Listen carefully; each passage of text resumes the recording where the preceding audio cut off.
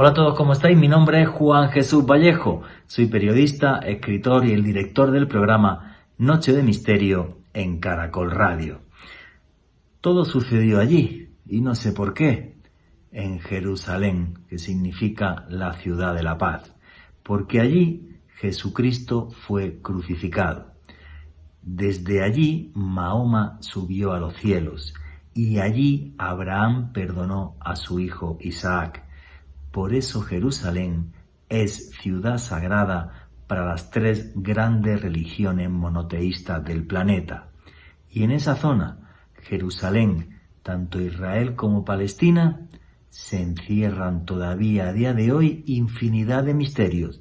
Si queréis saber más sobre todo esto, no os perdáis este podcast de Noche de Misterio, Enigmas de Tierra Santa. En Caracol Radio, Enigmas de Tierra Santa.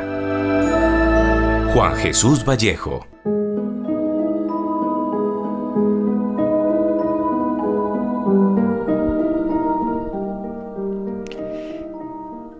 Por sus calles caminó Jesucristo. Allí fue crucificado y en ese mismo lugar resucitó. Desde ese mismo lugar, Mahoma ascendió a los cielos. En ese mismo sitio, Abraham perdonó a su hijo Isaac. Y allí se erigió el templo más sagrado para el pueblo judío. En este mismo lugar, en esta ciudad, a Dios se le llama Jesucristo, a Dios se le llama Alá y a Dios se le llama Yahvé. Pero en el fondo es un mismo Dios, el Dios de los judíos, el de los musulmanes y el de los cristianos de todo el mundo. Jerusalén significa la ciudad de la paz. Sin embargo, desde que Cristo falleció, ha sido destruida por guerras en 5 ocasiones y conquistada 11 veces. Es curioso cómo la ciudad más espiritual para las religiones monoteístas del mundo se ha convertido, por desgracia, muchas veces en foco de conflicto y en foco de guerra. Y es que los hombres tenemos la manía de intentar aniquilar a todo aquel que piensa distinto de nosotros, a todo aquel que tiene una filosofía diferente, una forma de entender la vida distinta. Pero yo creo que realmente el mensaje de Jerusalén, y es fundamental en estas fechas, en Semana Santa, es todo el contrario. Dios es tan sabio que nos obligó a compartir un terreno que es sagrado, un terreno en el que hay sinagogas, mezquitas e iglesias. Una ciudad difícil de describir en lo emocional, porque yo creo que es la única ciudad del mundo capaz de volverle a uno loco. Y esto no es una metáfora, es literal. Luego les contaremos qué es el síndrome de Jerusalén. Realmente una ciudad especial. Caminar por sus callejuelas es meterte en un laberinto que continuamente nos transporta al pasado y nos lleva hasta el presente. Fieles cristianos que continuamente van a la iglesia del Santo Sepulcro, donde está la tumba de Jesucristo. Musulmanes que van hasta la mezquita de Al-Aqsa y judíos que van hasta el muro de los lamentos. Toda una mezcla de emociones, de culturas y de religiosidad que es única en el planeta. Una ciudad que embriaga dentro de un país repleto de magia, enigma e historia, como es Israel. El programa de hoy lo que les va a hacer es una ruta por los enigmas y por la magia de Tierra Santa. Este año no se puede peregrinar por culpa del COVID, pero nosotros lo vamos a hacer con el vehículo más potente que existe, nuestra imaginación. Buenas noches, noctámbulos. Mi nombre es Juan Jesús Vallejo, lo que queráis seguirme en redes sociales. Mi Twitter es @JuanGVallejo, Juan J.E. Vallejo. En Twitter y en Instagram, Juan Jesús Vallejo. Y esto es Noche de Misterio, y lo que hacemos aquí es periodismo de misterio. Nosotros os ponemos los hechos encima de la mesa y ustedes deciden qué hay detrás y qué no. Lo que tengo muy claro es que el programa de hoy, bueno, pues en cierta medida para mí va a ser regresar a mi vida anterior cuando era reportero. Conozco muy bien Israel y todo Oriente Medio. Y estos señores es una gran familia, la familia del misterio, así que ya tienen un numeral en Twitter donde pueden hacer sus preguntas y comentarios. Y ese numeral en Twitter es Tierra Caracol. Repito, Tierra Caracol. Hoy un viaje hasta la tierra más sagrada del planeta, Jerusalén e Israel, con algunas de las curiosidades arqueológicas más importantes del planeta. Todo un país que guarda todavía la esencia del nacimiento de las religiones más importantes de este mundo. Un país maravilloso que seguro, dentro de poquito, cuando termine esta pesadilla, que les aseguro terminará, como que es el COVID, podremos volver a visitar. Alejandro Bernal, compañero, amigo, buenas noches, ¿cómo estás? Buenas noches, Juan Jesús, un saludo para usted y para todos los oyentes de Noche de Misterio que se reúnen con nosotros en este momento, en la Semana Mayor, en una época de reflexión, de recogimiento, probablemente también un periodo del año en el cual pues muchas personas tratemos de hacer un alto en el camino para replantear muchas de las cosas que han sucedido.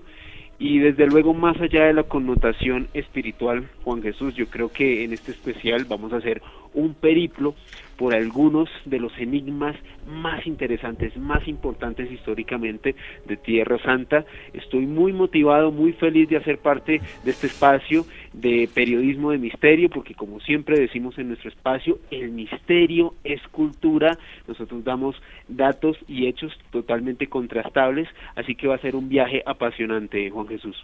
Sí, también decirle a los oyentes que si les gusta el periodismo de misterio, también tienen un canal de YouTube que se llama Oculto Tras la Sombra, donde hacemos vídeos y os comentamos historias y noticias de actualidad sobre el mundo del misterio.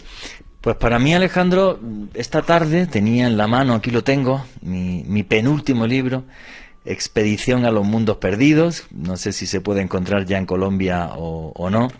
Y hay un capítulo entero que le dedico a Israel, y es un país que me fascinó cuando fui allí como periodista y como reportero, que además fui a investigar eso, los enigmas históricos de esta tierra, y es un lugar muy, muy peculiar, porque ahí te das cuenta que absolutamente todo en este país, todo, igual que en todo Oriente Medio, está marcado por la religión. Alejandro, ¿qué querías contar? Juan Jesús, pues quisiera aquí jugar un poco el papel de oyente y de persona que está aquí en Colombia, y me gustaría que nos comentara para usted qué tan fácil o qué tan difícil es viajar en este caso, Israel. Bueno, en su caso, era una época en la que usted se dedicaba a hacer reportería, me imagino que desde Europa es mucho más fácil desplazarse, pero digamos usted ahora que vive acá, ¿qué tan complicado sería para un colombiano de a pie poder ir a conocer esta Tierra Santa? Muy fácil. Viajar a Israel es sumamente fácil.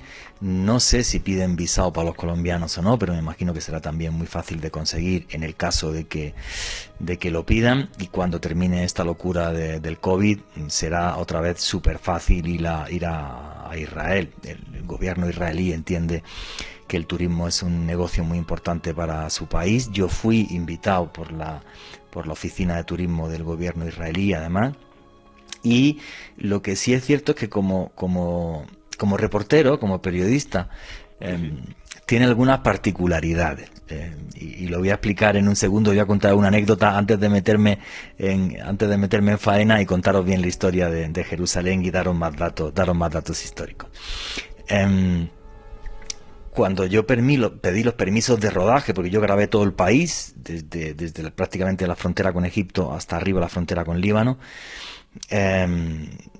fue muy chistoso porque pido todos los permisos de rodaje. Bueno, pues la gente de la oficina de turismo me dice, bueno, aquí hay un par de sitios, amigo, que nosotros no podemos hacer nada.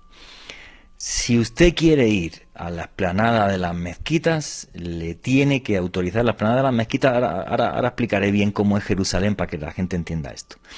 Si quiere usted la explanada de las mezquitas, le tiene que dar el permiso el mufti de la ciudad, que es la autoridad religiosa musulmana. No hubo forma de conseguir aquel permiso. Y el otro era el Santo Sepulcro, la iglesia donde está la tumba de Cristo. Y esto es muy, muy curioso, porque esta iglesia, que es como un laberinto, no os penséis una iglesia convencional que llegas a una plaza y ves allí una iglesia gigante. No, tú llegas a una plaza relativamente pequeña, ves una fachada relativamente pequeña y ahí te metes y empiezas a caminar por el Santo Sepulcro y es todo un laberinto, porque tienes que tener en cuenta que como Jerusalén es una ciudad que tiene 3000 años de antigüedad y todo el mundo ha querido estar ahí, pues cada centímetro es como una disputa tremenda para que sea tuyo. Total, bueno. El Santo Sepulcro pertenece a 3 religiones cristianas. A los ortodoxos griegos, que tienen la mayoría de la iglesia, a los armenios y a los católicos. Los armenios y los católicos tienen mucho menos terreno dentro del Santo Sepulcro que los griegos ortodoxos. ¿Cómo entendemos esto? Muy sencillo, porque al comienzo, en el nacimiento de las iglesias, realmente la importancia de la iglesia romana fue la última. Antes había papas, había un papa en Egipto, había un papa en Atenas, había un papa en Armenia, o sea, había diferentes papas, hasta 6 papas cuando se juntan en el concilio de Nicea. Pero bueno, eso es para otro programa. A lo que voy. Pues nada, tienes que perder una mañana entera en irte a la oficina que tienen allí los griegos y pagar $100, que me costó la broma. Te vas a los católicos y les pagas otros $100 y te vas a los armenios y les pagas otros $100. Y entonces, chistosísimo, porque tú llevas 3 permisos en la mano. Y entonces, los 3 permisos, cada uno está en un idioma distinto. Uno está en griego, otro está en armenio y otro está en inglés. Y es súper chistoso porque tú crees que dentro de la iglesia pues no hay fronteras. Ahora, man, si vas con una cámara de televisión profesional, trípode y equipo de rodaje, es súper chistoso. Porque voy a describir a la gente cómo es la iglesia del Santo Sepulcro y luego ahora cuento la historia de Jerusalén. Bueno, tú entras por la puerta del Santo Sepulcro y lo primero que te encuentras cuando entras por la puerta del Santo Sepulcro, enfrente de ti, es una losa de piedra y encima tiene una vela, y esa supuestamente es la losa de piedra en la que ungieron el cuerpo de Jesucristo. O sea, Jesucristo muere y lo ungen en esa piedra. Entonces tú llegas y lo primero que ves es la piedra. Y la gente pues directamente que se tira a tocar la piedra y a besar la piedra y ponen objetos por encima de esa piedra, pues un rosario, un tal, para llevárselo a sus familiares. Tú llegas al Santo Sepulcro y lo primero que te encuentras es eso. A mano derecha, a 5 metros, no más de 5 metros, tienes una escalerita.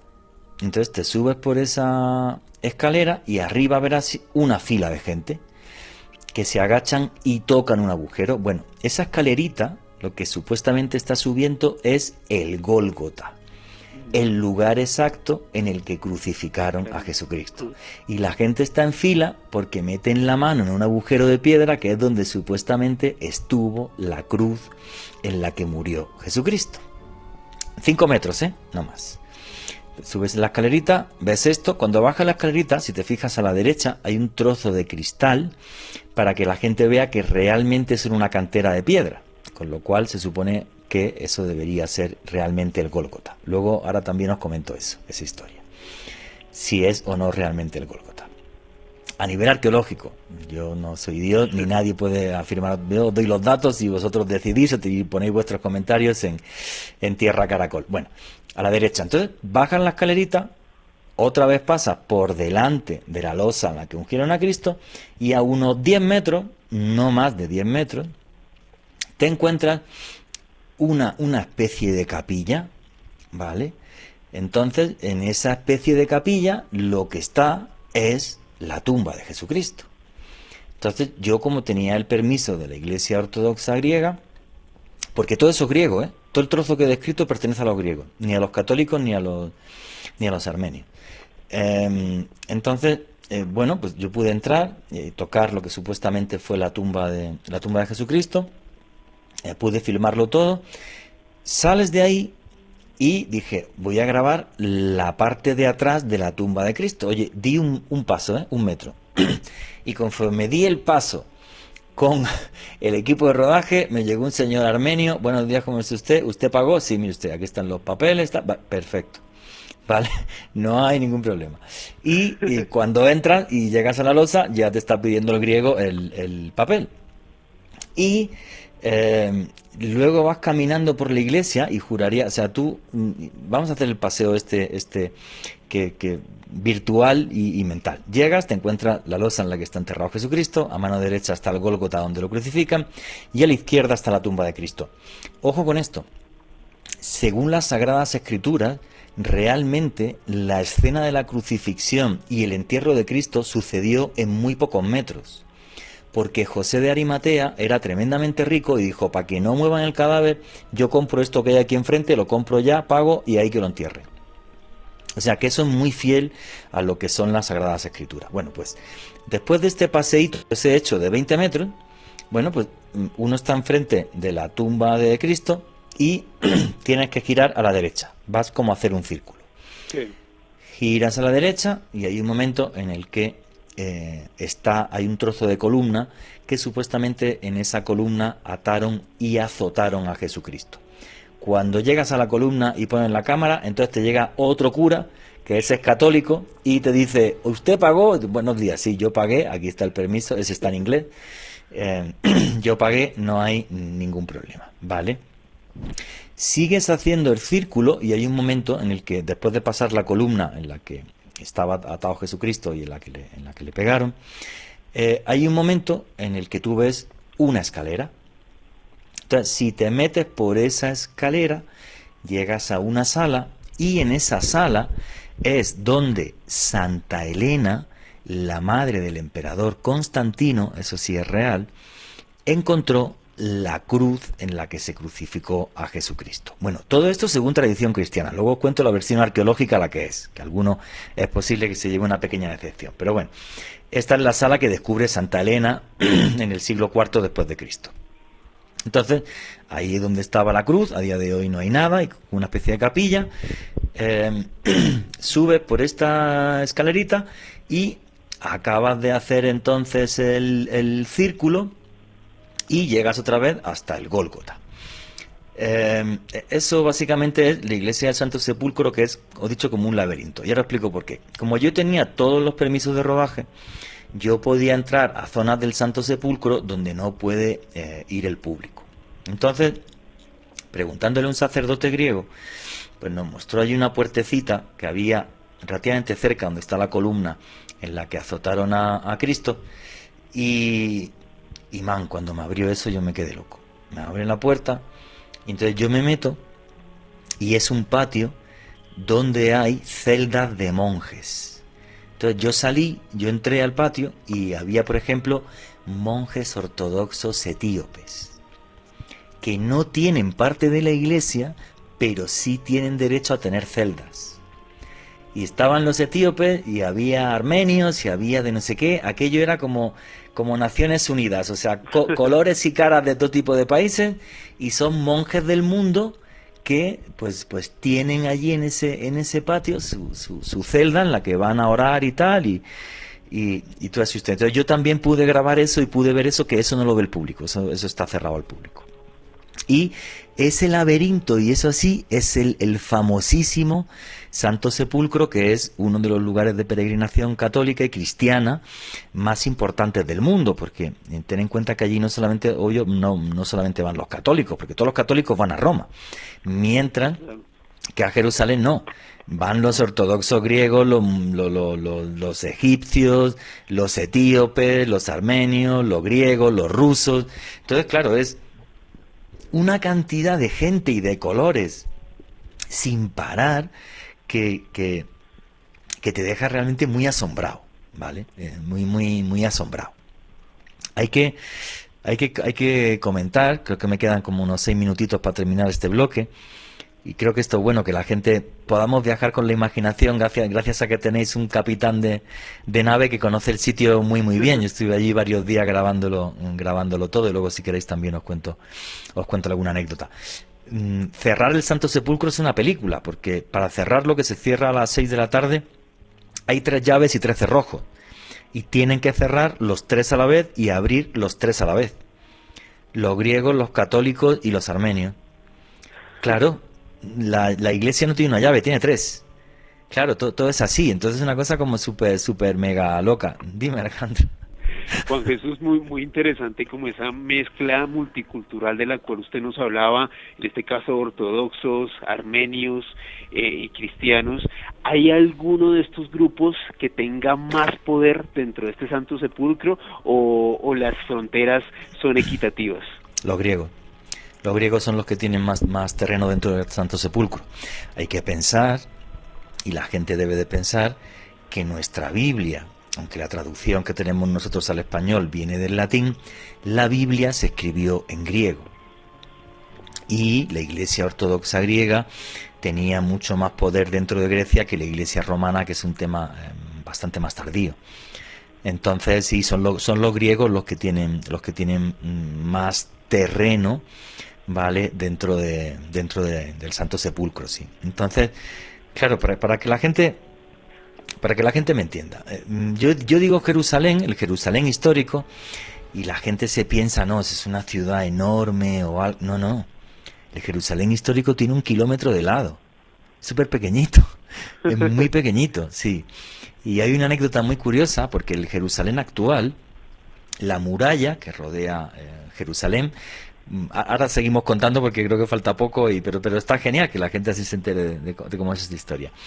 La muralla tiene 1 kilómetro de lado y tiene 8 puertas. 7 están abiertas y una puerta está cerrada. Y voy a contar por qué. Eso en el siglo XVI, eso lo construyó un señor de origen turco que se llamaba Suleimán el Magnífico. Y entonces, cuando estaba Suleimán el Magnífico terminando la muralla, se puso a hablar con un rabino judío. Y entonces el rabino le dijo: Suleimán, un día vendrá el Mesías y entrará a Jerusalén. Y le dijo Suleimán: ¿y por qué puerta va a entrar? Y dijo: según la profecía, tiene que entrar por la puerta este. Tiene que entrar por la puerta este de la ciudad, por donde sale el sol, y vendrá caminando desde el monte Sión. Y entonces dijo Suleimán el Magnífico: perfecto, que esto lo arreglo yo ahora mismo. Y tapió la puerta. Tapió para que nunca pudiera regresar el Mesías, como le dijo el rabino, pues el rabino tiene razón. Pero no solamente tapó la puerta y delante puso un cementerio musulmán, de forma de que el Mesías no puede pisar terreno impuro porque hay restos de muertos. O sea, fijaros el conflicto por todo, que esto es chistoso, ¿no? Lo que os estoy contando. Bueno, la puerta en cuestión se llama la famosísima, la Puerta Dorada, se llama la Puerta Dorada, y está tapiada, y sigue tapiada 400 años después. Claro, y además el cementerio musulmán, que yo también lo estuve filmando, ¿no? Entonces, es como toda una aventura, ¿no? Y aparte, la gente se cree, no, pues del Santo Sepulcro al Muro de los Lamentos y a la Plaza de las Mezquitas son 3 horas andando. 5 minutos. Si es súper pequeña. Sí, claro. Bueno, voy a contar Jerusalén, voy a acabar de contarla, aunque nos quedan 2 minutitos. y voy a intentar dar una descripción general y luego os cuento la historia. El Jerusalén de a día de hoy es eso, lo que os he dicho. El Jerusalén histórico es 1 kilómetro de lado, con 8 puertas, con una muralla alta, muy bien construida, muy bien hecha por Sulimán el Magnífico. Y entonces, pues, tú entras por cualquiera de las 8 puertas a la ciudad, y conforme entras, bueno, pues hay 4 barrios. La ciudad se divide en 4 barrios, donde están divididos por fronteras invisibles, pero igual, las fronteras son de 1 metro, ¿eh? O sea, es una cosa súper chistosa. Entonces tú, por donde yo entraba, yo tenía el hotel justo fuera de la muralla, yo entraba por el barrio cristiano. Entonces, tú entras por yo entraba por el barrio cristiano, que la gente que vive ahí son cristianos, algunos desde siglos, de origen griego, bueno, de diferentes orígenes del mundo. Está el barrio cristiano, de repente vas caminando y llegas a un arco, y en ese arco hay unas fotografías, ¿vale? Donde se ven miles de cabezas humanas, y encima de las cabezas humanas hay soldados turcos fotografiándose. Esa es la entrada al barrio armenio. Los armenios llegan a Israel por el genocidio que hicieron los turcos con ellos antes de la Primera Guerra Mundial, y ponen en la puerta de su barrio, de su zona, tienen las fotos del genocidio justificando su estancia en Jerusalén y tal. Es una cosa que impacta mucho como viajero, como ser humano y como periodista. Ahí sigues, y luego si giras a la izquierda ya te metes en el barrio musulmán, que es como un pelín más popular, por decirlo de alguna forma, con mucho comercio en la calle y demás. Y si sigues para salir por donde entraste, antes tienes que pasar por el barrio judío. El barrio judío está todo como muy perfecto, muy limpio, muy tal, y es como muy curioso, ¿no? Entonces son fronteras de 1 metro que son tremendamente curiosas. Vuestros comentarios y preguntas a través del numeral Tierra Caracol. Yo creo que ya se nos ha acabado el tiempo de este primer bloque. No me ha dado tiempo ni a contar la historia de Jerusalén, pero bueno, ahora cuando regrese lo hago, y estoy feliz contándoos esto porque estoy rememorando parte de mi vida y de mi trabajo de reportero que me llevó a lugares tan mágicos como esto, gracias al periodismo de misterio. Así que vuestras preguntas y comentarios a través del numeral Tierra Caracol, y no os vayáis, que ya mismo sigue Noche de Misterio.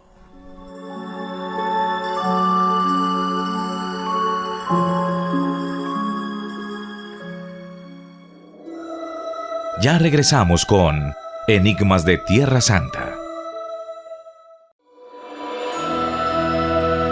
Continuamos con Enigmas de Tierra Santa.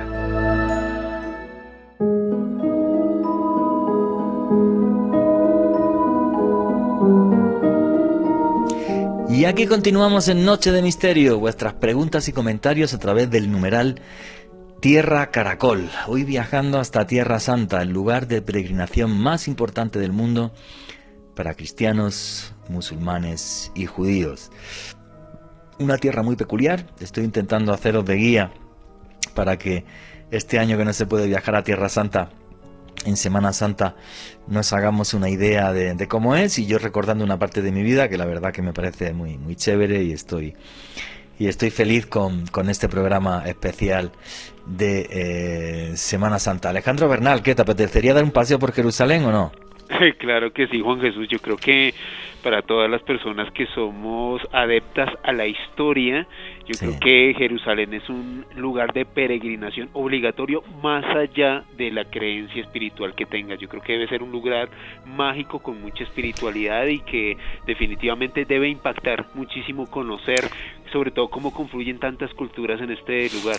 Sí, voy a explicar eso ahora sí, voy a meterme en la parte histórica y luego sigo haciendo un paseo por la ciudad. Queríamos hablar de más temas de Tierra Santa, pero yo creo que haría falta otro programa, no nos cabe en este para nada, pero sí me gustaría que os llevarais esa imagen fotográfica de lo que es Jerusalén. Bueno, ¿por qué es tan importante Jerusalén?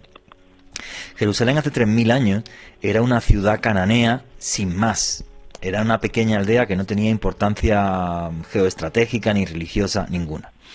Hasta que hace en torno a 3000 años hay un señor que se llama Abraham, que es un profeta, y a Abraham se le aparece Dios y le dice Dios, oye, como prueba de fe, tienes que subir mañana al monte Moriah y sacrificar a tu hijo en nombre de Dios. Entonces, a la mañana siguiente, Abraham cogió a su hijo Isaac, lo llevó hasta el monte Moriah. Bueno, el monte Moriah es tan pequeñito que ni se ve, lo tapa la muralla de Jerusalén. Ahora lo comento. El monte Moriah es una colina muy pequeñita, pero una colina que tendrá de alto 4 o 5 metros, no más. Entonces, Abraham llevó a su hijo Isaac al monte Moriah y cuando lo va a degollar, se le aparece un ángel y le dice, Abraham, esto es una prueba de fe, ahí tienes un cordero en esa zarza, coge al cordero, lo sacrificas encima de esta piedra y repite todos los años este sacrificio para sellar el pacto entre Dios y el pueblo de Israel. Eso a día de hoy es la fiesta del Yom Kippur para los judíos. Entonces Abraham, en esta piedra, que esta piedra tiene una ranurita, pues sacrificó al cordero y la sangre del cordero cayó por esta ranura y esa ranurita se llama el pozo de almas, porque tenía que entrar sangre para que Dios perdonase a los pecados del pueblo de Israel y todo esto. Bueno, esto sucede así, Jerusalén sigue sin tener importancia hasta que hace en torno a unos 1500, o sea, si nos metemos, Abraham fue hace unos 4000 años, hace unos 3500 años, el rey David llega hasta Jerusalén. Y el rey David llega a Jerusalén, y esto es muy importante, con dos objetos que están revestidos por el poder de Dios. El rey David llega, después de salir todos de Egipto, llega hasta allí, entonces llega con dos objetos muy importantes. Uno de ellos es el Arca de la Alianza, donde se guardan las tablas de la ley, y el otro de ellos es la menorá, un candelabro de 7 brazos que estaba hecho más por el mismo artesano, también por órdenes del mismísimo Yahvé, que reflejaba la luz de Dios en la tierra. Entonces David llega con estos dos objetos custodiados que están revestidos por el poder de Dios. Tan importante es esto que incluso el mismísimo Adolf Hitler luego buscó el famoso Arca de la Alianza en una cosa que se llamó trompetas de Jericó. Eso es para otro programa. Bueno, el rey David llega ahí, pero le dice Yahvé, tú no puedes construir el gran templo de los judíos porque tú, David, has sido un guerrero y has matado a mucha gente. Entonces una cosa que es obra de Dios no la puede hacer alguien que tiene las manos manchadas de sangre. Y hubo que esperar a que se muriese David para que su hijo, el rey Salomón, construyera en el monte Moriah, en esa pequeña colinita, el templo de Salomón, el templo más importante del pueblo judío.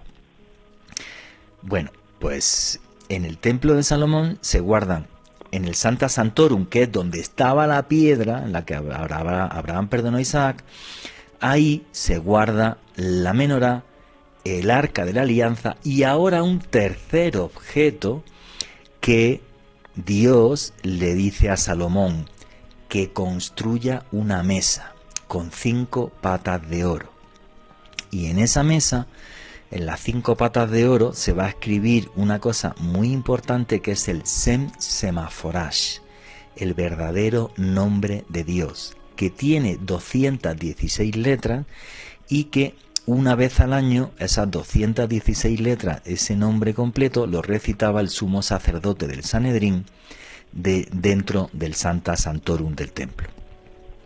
Porque al Sancta Sanctorum, donde estaban los objetos, donde estaba la piedra, no podía entrar el pueblo, solo podían entrar los sacerdotes del Sanedrín.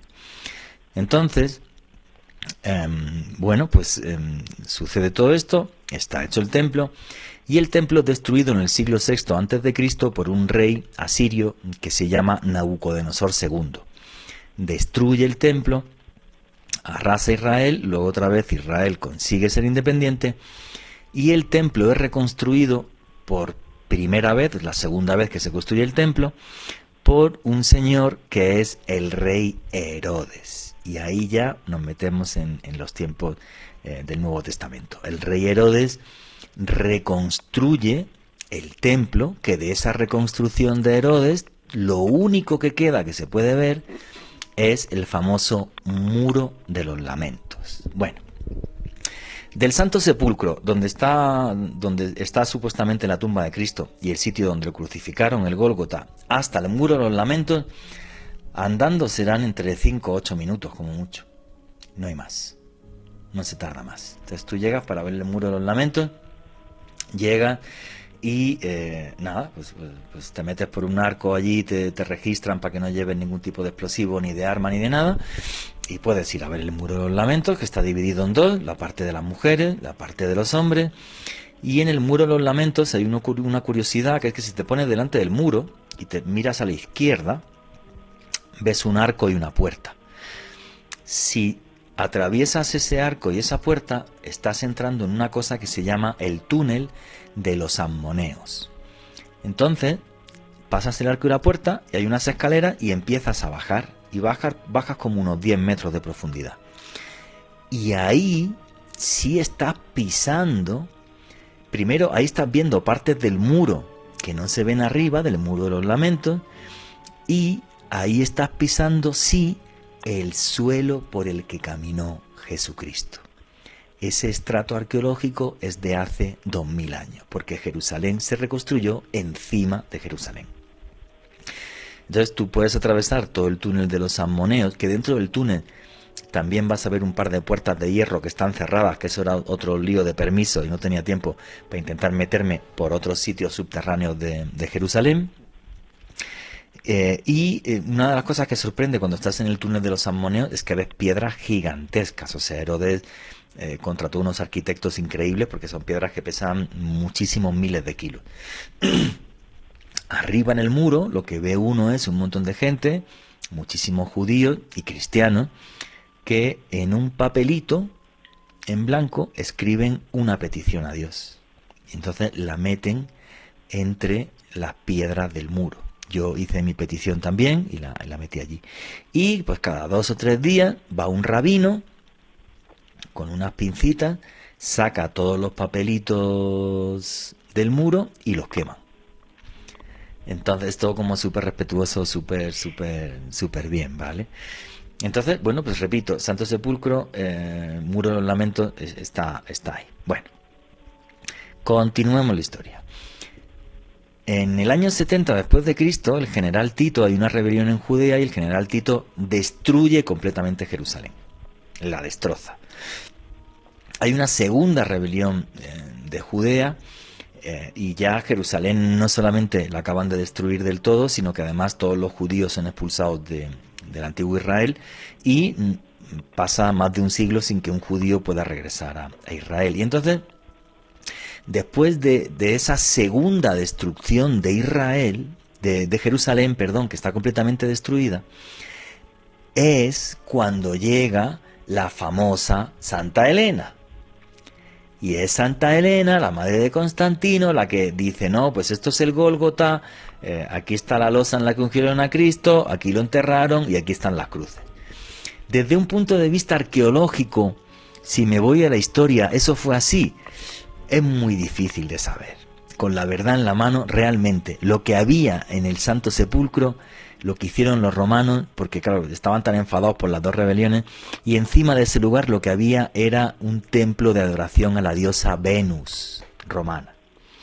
Pero bueno, en los restos del templo, Santa Elena afirma que encontró la cruz de Cristo, los clavos de Cristo, el Gólgota, lo que se ve a día de hoy, siglo IV después de Cristo. Bueno, pasaron un par de siglos más y llegó un señor que se llamaba Mahoma. Y Mahoma, pues hay un momento de su vida, y esto está en el Corán, en el que él dice que a lomo de un caballo blanco alado, que se llamaba Al-Barak significará la revelación, a lomos de ese caballo blanco, llega hasta Jerusalén en su sueño. Ese caballo pisa con sus cascos la roca en la que Abraham perdonó a su hijo Isaac, y de ahí ascendió al cielo y estuvo en contacto con Alá, con Dios. Entonces, por eso Jerusalén es una ciudad santa también para los musulmanes. Yo creo que ahora se ha quedado claro la historia. Primero los judíos, luego los cristianos por la crucifixión de Cristo, y los musulmanes porque Mahoma desde ahí sube al cielo. Entonces, básicamente lo que sucede es que uno está en el muro de los lamentos y ves que arriba hay algo. El muro de los lamentos es el borde del monte Moría, donde Abraham perdonó a su hijo Isaac. Y encima del muro de los lamentos, lo que hay encima es una explanada. Tú desde abajo no la ves, tienes que irte enfrente al monte Sión o tener un dron. Hay una explanada grande que es los restos del antiguo templo de Salomón. Pero ahí lo que hay es una mezquita, que es la mezquita de Al-Aqsa, y luego un pequeño edificio religioso que se conoce por el nombre del Domo de la Roca. Y entonces ahí hay un edificio religioso donde está la piedra en la que Abraham perdonó a su hijo Isaac. Eso es la base del conflicto religioso, porque realmente esa piedra en la que Abraham perdona a Isaac, pues para los judíos tendría que ser suya, pero también es sagrada para los musulmanes están ahí, y lo de compartir a los seres humanos se nos da fatal. Se nos da bastante mal, entonces el tema es complicado. Yo no pude entrar a la explanada de las mezquitas, no pude entrar porque no conseguí el permiso del mufti. Y entonces, nada, y entonces es curioso porque Jerusalén prácticamente es como un círculo, ¿vale? Círculo cuadrado más que círculo, pero bueno, no es un cuadrado perfecto.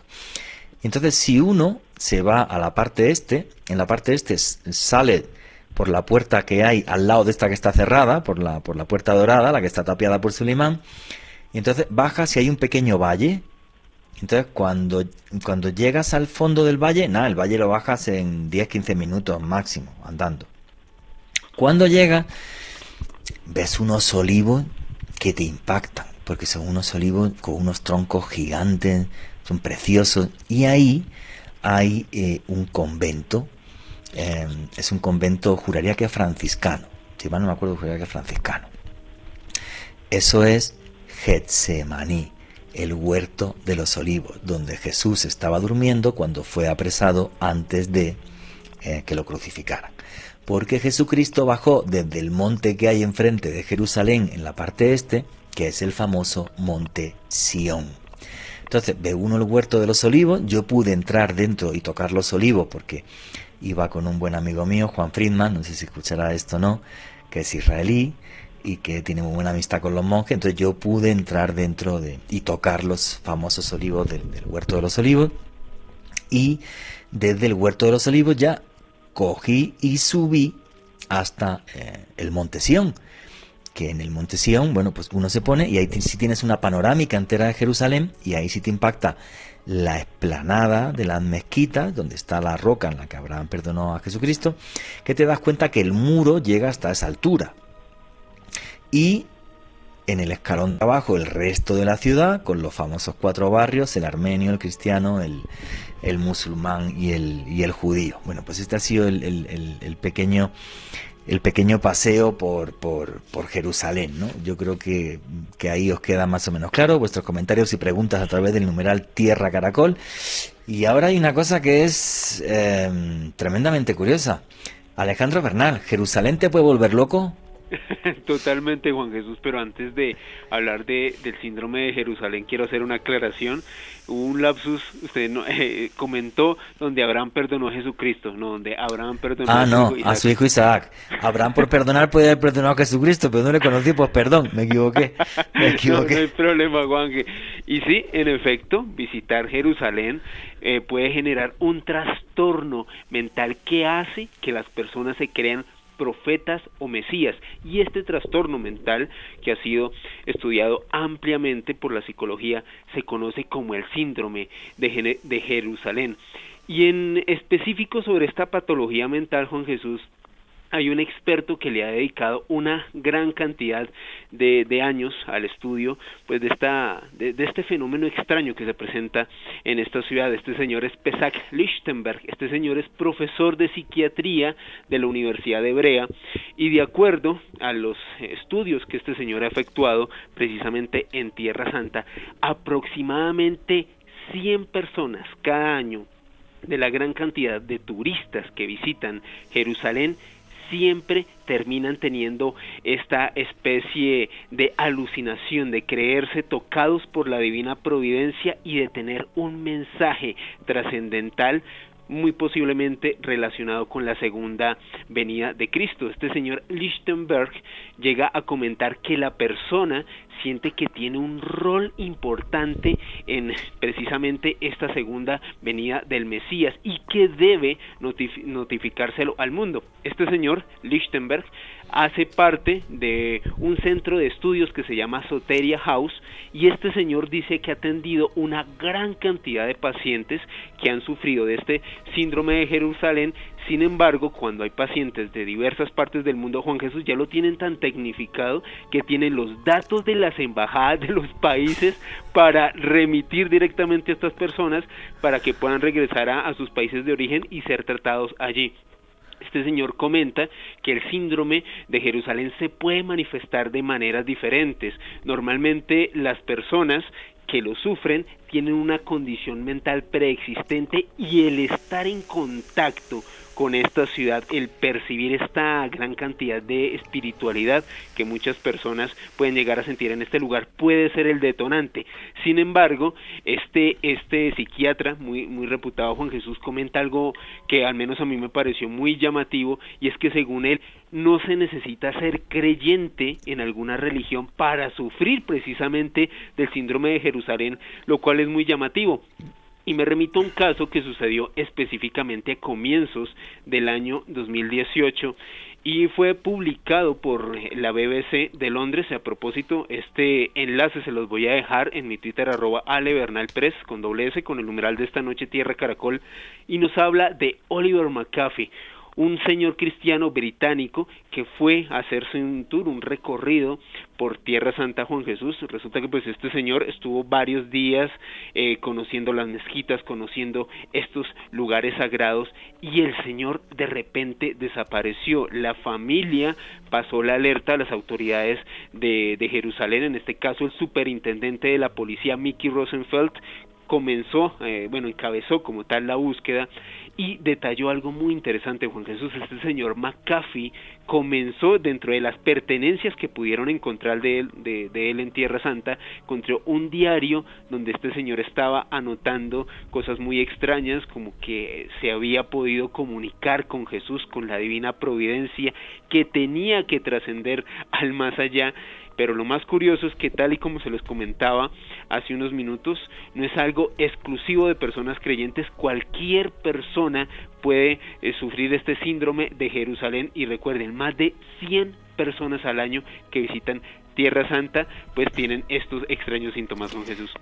Ellos tienen ya hasta una ala de un hospital preparada para eso, para la gente Sí. que empieza con delirios y demás, y aparte hay unos casos, cuando lees sobre esto, que te quedas súper loco. O sea, de repente alguien que se levanta en el hotel por la mañana y en vez de vestirse como se vestía, se viste con una sábana y sale con la sábana de la cama y dice que es un profeta y que tiene que ver siempre pues eso con la venida de Jesucristo o cualquier cosa, o que el mundo se va a acabar o no sé qué vaina, y entonces ya los israelíes están súper preparados y efectivamente llaman a las embajadas para que los repatrien y ya.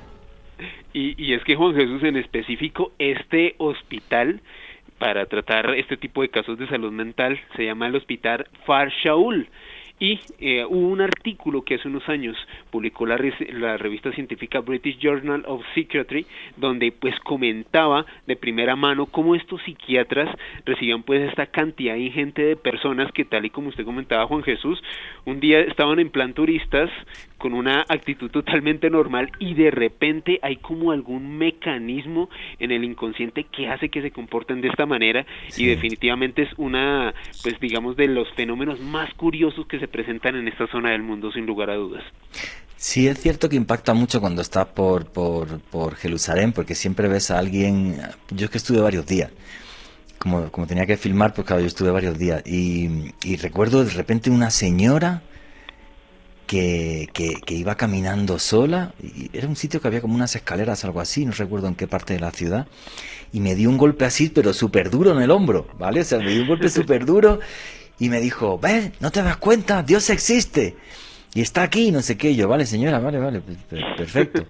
Y claro, como ves tanta nacionalidad, tanto color de piel, tanta tal, en torno a la espiritualidad, pues eso es una cosa que yo creo que somos humanos y nos impacta. Aunque claro, el caso de Jerusalén ya es que es, digamos, muy extremo por eso, pues precisamente pues porque realmente te puede llegar a enloquecer y a que tengas delirios de que te creas un profeta y cosas así.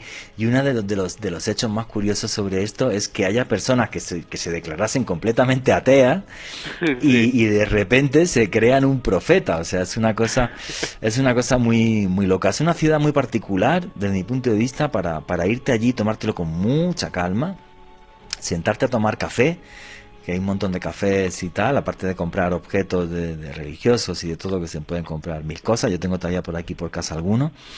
Y es un sitio para eso, para sentarte a tomar café y solamente dedicarte a ver cómo pasa la gente.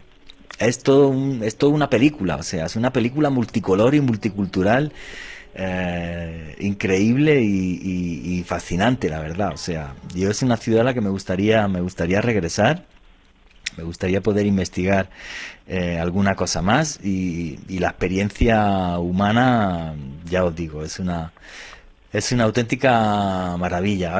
Ahora yo lo que sufro es el síndrome de Colombia, que es que me gusta el chicharrón y el guaro, pero también aquí estoy feliz, Alejandro Bernal.